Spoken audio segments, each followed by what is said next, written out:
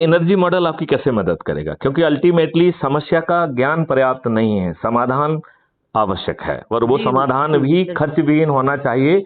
नहीं तो आप एक पुनः एक और गंदी नाली के कीड़े बन जाएंगे, जैसा कि हम्म अरविंद केजरीवाल बना है। हम्म तो इस मॉडल में ये है कि हम सब लोगों को शपथ लेना है, हम्म संकल्प लेना है कि हम अपने प्रभाव क्षेत्र के लोगों को ये जो बातें हैं, हमारा हम्म क्राइम फ्री भारत का यूट्यूब चैनल भी है, हम्म जिसमें 1400-1500 वीडियोज हमारे अपलोडेड हैं। हम्म तो जो अच्छा लग रहा है उसको आप शेयर करिए, बात करिए और संकल्प दिलाइए। और हम्म। हमें अपने घर से शुरू करना है, तो अपने घर वालों को जोड़िए, अपने मित्रों को सर कल जोड़िए। अपने ब्रदर को जोड़ा है मैंने, वो भी लॉ ओ स्टूडेंट है। Great great great. वो पांडे जी हैं, जी। उन्होंने ही टोल्ड मी, आपके लिए बता रहे थे that you want to talk to me yesterday. Hmm. तो कह रहे थे आप इसमें एक्टिव नहीं है। मैंने कहा मैं थोड़ी बिजी रहती हूँ, मेरी डॉटर भी है एक्चुअली, इसके बोर्ड हैं 10th के। जी तो जी। आप समझ सकते हैं, देखिए क्लाइंट्स भी, फिर डॉटर भी है, और वो मिस इंडिया जीती थी लास्ट ईयर। ओ और वाओ हाँ वाओ जी sir, miss wow teen India. और वाओ वाओ वाओ वाओ। इस ईयर भी फिल्म फेयर जीता है उसने, क्वीन ओ of wow cosmos. Wow wow, कन्वे जी। My blessing to her.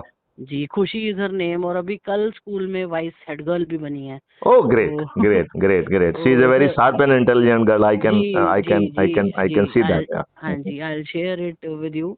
And जो है मतलब उसके ऊपर भी बहुत ज्यादा मैं वर्क कर रही हूँ तो बहुत एनर्जी ड्रेन हो जाती है मेंटली तो। देखो, हर चीज के लिए काल और समय होता है, राइट। हम्म। हमें ये एनर्जी 9 दिन में हो सकती है, और हम्म यदि कुछ लोगों में कम एनर्जी है तो हम्म इसके 3 मॉडल हैं। एक तो मॉडल ये है, और हम्म हर में 9 का अंक मूल अंक है। एक हम्म है कि 10-10 लोगों को आप जोड़िए 9 दिन तक, हम्म और जिन लोगों को आप जोड़े उनको संकल्पित करिए। और हम्म 9 दिन के बाद आपका काम है कि जिनको आपने जोड़ा है वो अपने संकल्प का पालन करें, उन्हें याद कराएं और वो संकल्प पूरा करें। और हम्म। उसमें जो है ये चीज ध्यान रखना है कि जो आज की व्यवस्था से लाभ कमा रहे हैं वो इंटेलिजेंट हो सकते हैं, विद्वान हो सकते हैं, लेकिन वो हमारे लिए पत्थर जैसे हैं। जैसे ही महसूस करो नहीं कि सर, वो एक एक प्रॉब्लम इसमें ये भी है ना, आजकल ज्यादातर तो भक्त बने हुए हैं। जो भक्त हैं आप उनको भक्तों तो की कुछ चिंता समझ मत में नहीं, करिए। अब उनको तो कुछ समझ नहीं आता। हम उनके हम तो ऐसा हम पड़ता किसी है कि बस। हम किसी की बुराई कर रहे हैं क्या? हम्म। हम तो सिस्टम को बदलने की बात कर रहे हैं। और सबसे पहले जी। तो देखिए, सबसे हम्म पहले जितने भक्त वो है उससे ज्यादा भक्त मैं हूँ मोदी हम्म। जी का, ठीक है ना। सर मैं आपको बताऊं एक बात, हाँ। बात ये होती है, भक्त इज इक्वल टू देशभक्त।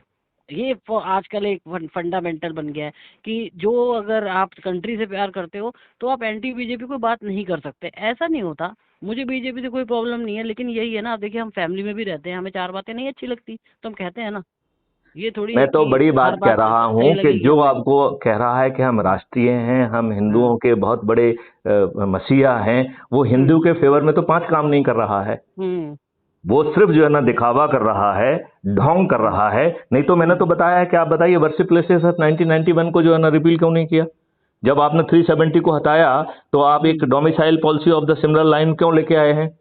आपने जो है हम्म ना डिमोनेटाइजेशन किया। हमने एज ए सिटिंग डीजी माननीय हम्म नरेंद्र मोदी जी को, सिटिंग डीजी चिट्ठी नहीं लिखते हैं अपने प्राइम मिनिस्टर को, लेकिन मैंने लिखी। हम्म मैंने 17 पॉइंट की चिट्ठी लिखी। एक छोटा सा पॉइंट उसमें ये था कि एक्सचेंज का ड्रामा बंद करिए, और हम्म वैसे भी आपने सभी के अकाउंट खोल दिए हैं, कुछ रह हम्म गए हैं तो उनके अकाउंट खोल दीजिए, और सब लोग अपने अपने जो है अकाउंट में पैसा जमा कराएं, हम्म और विड्रॉ जो उनको करना हो वो करते रहें। मतलब जितना आप परमिट करोगे उतना ही विड्रॉ कर पाएंगे वो। हम्म और आप पीओएस, क्रेडिट कार्ड इन सबको कर दीजिए तो हम्म लोगों को कोई दिक्कत नहीं होगी, कोई लाइन नहीं लगेगी। हम्म और जो है पहली बार में यदि कोई जमा नहीं करा पाता है तो वो दूसरी बार भी जमा कर सकता है, तीसरी बार जमा कर सकता है, but he has to write the reason कि क्यों नहीं कर हम्म पाया, राइट। हम्म अब जो भी करोड़ों रुपए जमा हुए आप ऊपर से शुरू करिए।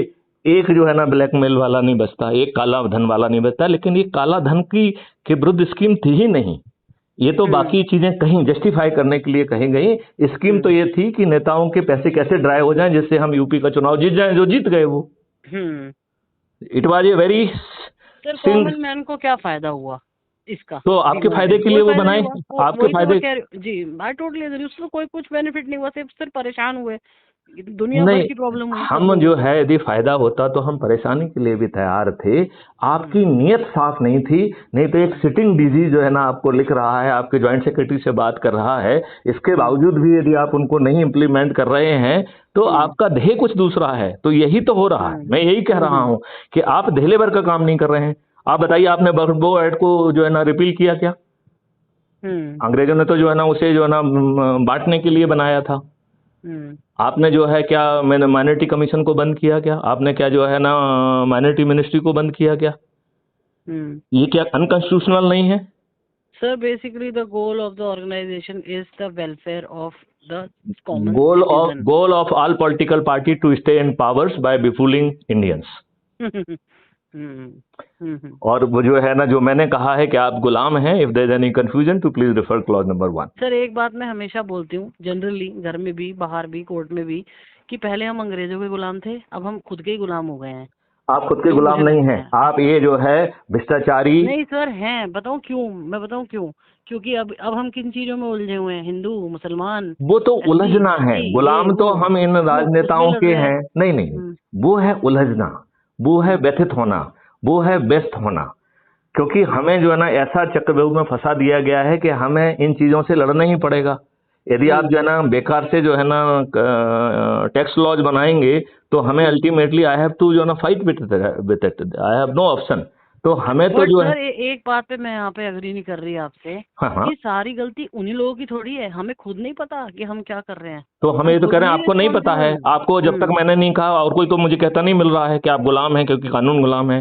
मुझे तो एक व्यक्ति भी कहते नहीं मिल रहा है जो बात मैं कह रहा हूँ।